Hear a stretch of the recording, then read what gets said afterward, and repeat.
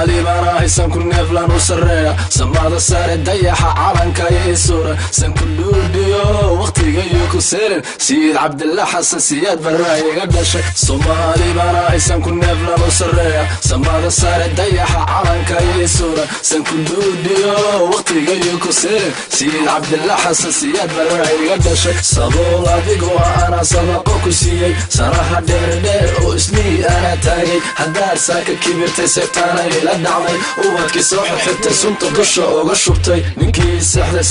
sirciisa dibi dhaalo inaan saxday hamuudan inaan samray hamuud saacada way socota ciidanka wasiqaani sabanka idib state house baan ka daagi Somali baan ka dhashay geesiyaashii Afrika sababkan kala dhashay sada dhashay habinimo mirta tareesadan nasalaha kula beegsan sina alle kuuda soo kala lagu din sacabka intuntay shalay sokeeyaan ku mood sirtaada way qaraxday Soomaalina way ogaatay safaaradan gubi inasan ka gudiyo sidii Hitler baan sinjigaada baabi'in Somali bana haysan ku neeflan u sareeya samada sare dayaxa calanka ay suura san ku dhuudiyo waqtiga iyo ku seerin Sayid Abdullah Hassan Siyaad barayga dhashay Somali bana haysan ku neeflan u sareeya samada sare dayaxa calanka ay suura san ku dhuudiyo waqtiga iyo ku seerin Sayid Abdullah Hassan Siyaad barayga dhashay Hargeysa sooda Garowe sooda Jigjiga sooda Garissa sooda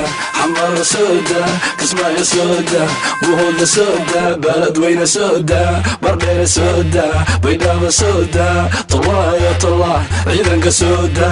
Sahrooyi diib calanka diib haddaan soo noqon wadanka u dadaala South Africa maqal saaxiibka mihi Soomaalida gubtay weligay mayloobo walle mayloobo sidaan mudin ma Somali way midowday saxarkii wuu baxay iftiinkii soo baxay Somali waa nabad sooliyo sanaag sarag la saaku saarka noo xira sabadi gol dogob saarka noo xira xajadu wasa sanku duudub asaga ibahan Somali oo bahan sanku neefle ana u sareeyo hono u sareeyo afaan aqilo suganta sooda Somali bana haysan ku neeflan u sareeya samada sare dayaxa calanka ay suura san ku dhuudiyo waqtiga iyo ku seerin Sayid Abdullah Hassan Siyaad barayga dhashay Somali bana haysan ku neeflan u sareeya samada sare dayaxa calanka ay suura san ku dhuudiyo waqtiga iyo ku seerin Sayid Abdullah Hassan Siyaad barayga dhashay